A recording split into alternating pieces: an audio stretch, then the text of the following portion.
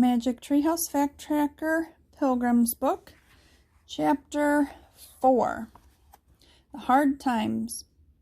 The Pilgrims set about building a village. Winter had arrived. The weather became bitterly cold. Rain, sleet, and snow pelted down as they worked.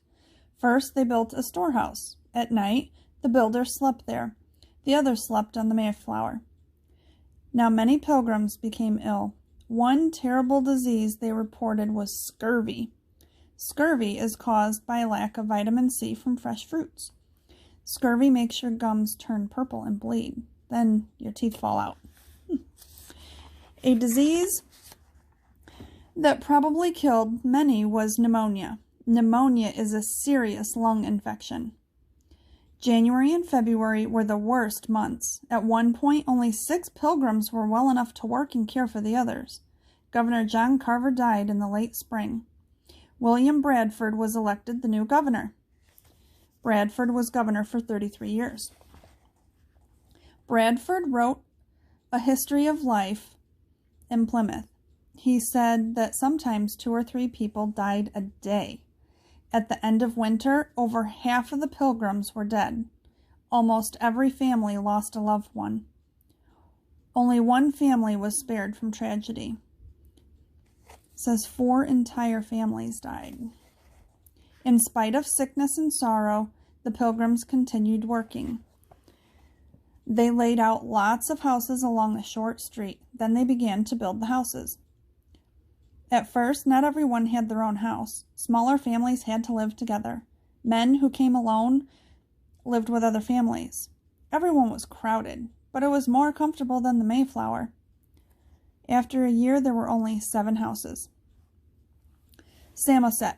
One day, the pilgrims had an unexpected visitor. The Native American strode alone into the village. He was a tall man who carried himself with dignity. Long black hair hung down his back. Imagine the pilgrim's surprise when he greeted them in English. Samoset held up his hand and said, "Welcome, Englishmen." So the man's name was Samoset. He was from a native group in southern Maine. Samoset had learned some English from fishermen and other explorers. He explained that Plymouth had once been the village of the Puxatut. The village had been wiped out by disease. These people died from diseases brought by explorers.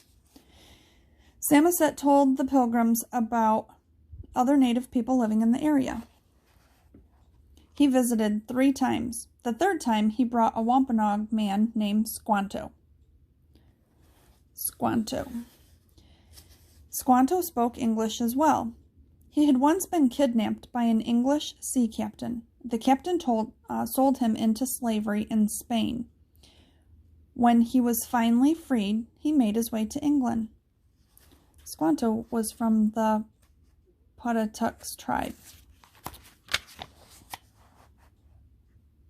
Squanto lived and worked there for 5 years. Finally, he returned to New England. Sadly, all of his people had died of disease. Squanto was alone. Squanto helps the pilgrims. Squanto could see the pilgrims were in trouble. He decided to give them lessons on how to survive. First, he taught them to plant corn. He told them to bury fish with their corn seeds. The fish rotted, and actually, it acted as fertilizer. They planted the corn stolen from the native people on Cape Cod. The pilgrims had brought many seeds with them from England, but they were hard to plant with no plows. With Squanto's help, they were able to plant about 20 acres of corn and 6 acres of peas and barley.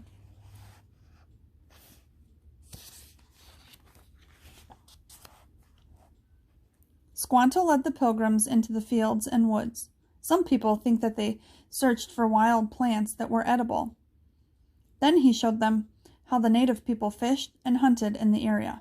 Edible means it's safe to eat. The pilgrims' diet began to improve. Squanto helps make peace. Finally, Squanto helped the pilgrims and the Wampanoag make an alliance. Chief Massasoit was a powerful Wampanoag leader. He and the pilgrims met together. Squanto spoke both Massasoits and the Pilgrims' languages. He helped them understand each other. This picture says Massasoit signed a treaty of protection with the Pilgrims. They all promised to return anything they had stolen from one another. They also vowed to defend each other from attacks by other enemies. But Squanto was not always helpful. Sometimes he caused trouble between the Wampanoag and the Pilgrims. He wanted to be an important native leader. At times he lied. Once he said the Pilgrims would send a terrible disease to the natives. This was not true. He was using his friendship with the Pilgrims to gain power. No matter what his motives were, Squanto did help save the colony. For the rest of his life, he lived with the Pilgrims. In the end, they were so grateful to him, they called him an instrument of God. It says, turn the page to meet some of our favorite Pilgrims.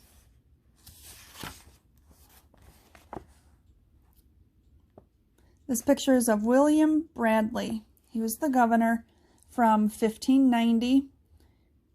He died in 1657.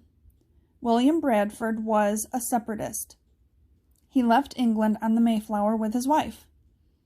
They had to leave their only child behind. When the Mayflower was off Cape Cod, Mrs. Bradford fell overboard and drowned. Later, William married again and he had 3 more children. As governor, William Bradford was a strong leader. During his term, he kept peace with the Wampanoag and other native people.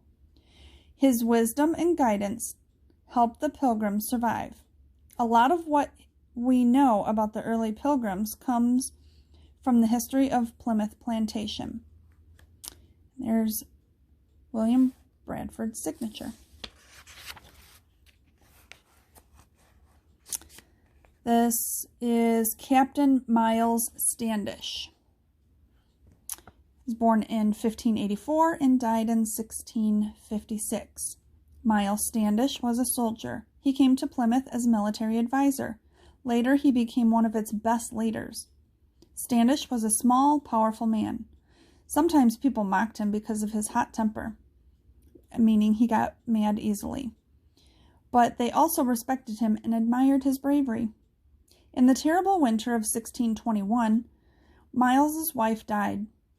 Miles was one of the few Pilgrims who did not get sick. William Bradford wrote that Miles bathed, fed, and nursed many sick people. 3 years after that winter, Miles remarried. He and his wife had 7 children. And that's Miles Standish's signature. This is Priscilla Alden. Her birth and death are unknown. Priscilla Mullins traveled on the Mayflower with her mother, father, brother, and a servant. Sadly, all of them died in the winter of 1621, and young Priscilla was left alone. But not for long.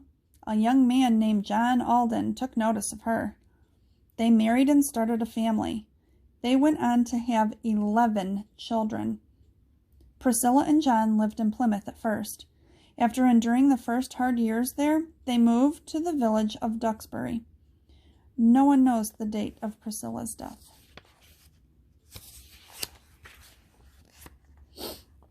This here is John Alden. He was born in 1598 and died in 1687.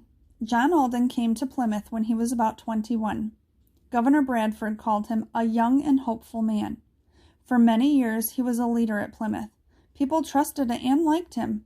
Later, John and Priscilla moved to the village of Duxbury, but they still returned to Plymouth for church on Sundays, and they lived there in the winter. Many years later, Henry Wadsworth Longfellow wrote a famous poem about John, Miles Standish, and Priscilla. It was called The Courtship of Miles Standish. For years, school children read this poem, and long afterward, the names of these 3 people were famous because of the poem. This is John Alden's signature. John Alden died when he was very old. His and Priscilla's house still stands in Duxbury.